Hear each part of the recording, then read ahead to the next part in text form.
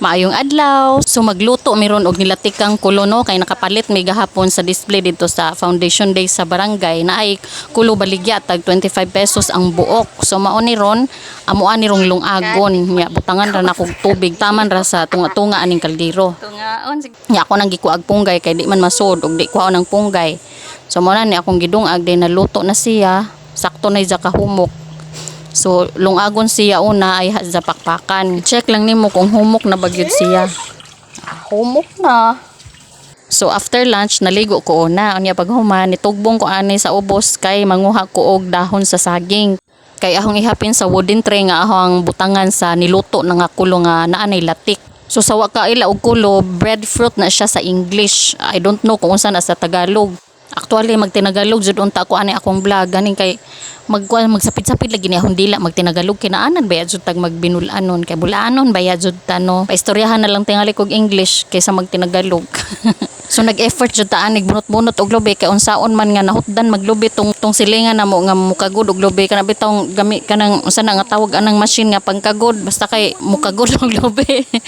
So kay nahutdan man lagi sila og lobe di namuwak sa miuna og lobe aring among silingan pero nanananghid ko una nga kanang tay mamuwak na lang kog lobe sa inyong likod.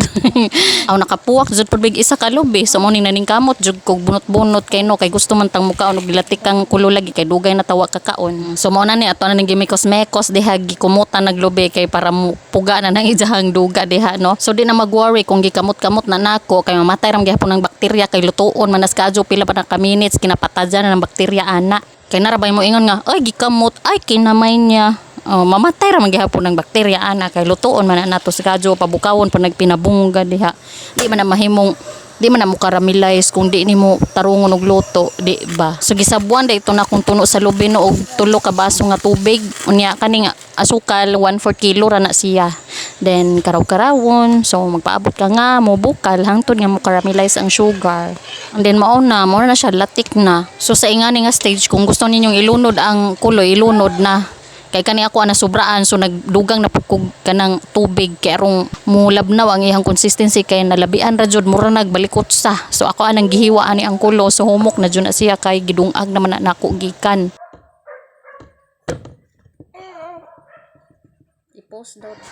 So after nako gidungagan ni og tubig so nakuha ra nako ang right consistency mao nga ako ana ni siyang gitapping sa kulo ug ang uban ako adjong gilunod jud mismo sa latik aron nga makot jud siya og tarong nga makot jud ang latik sa kulo evenly ba. So kini for presentation ra ni siya charot. So kalami na lang jud ani kaunon kamo nakatilaw na ba mog nilatikang kulo kay kini mo jud ni akong ganahan no sa una pa jud sa bata ko kay nay mamaligya og nilatikang kulo nya kinugay jud to ilang gamit pero kani ako brown sugar pero okay ra gihapon na basta kay mutam is okay ra na basta kay mahimong nilatik okay ra na. Thank you for watching and God bless.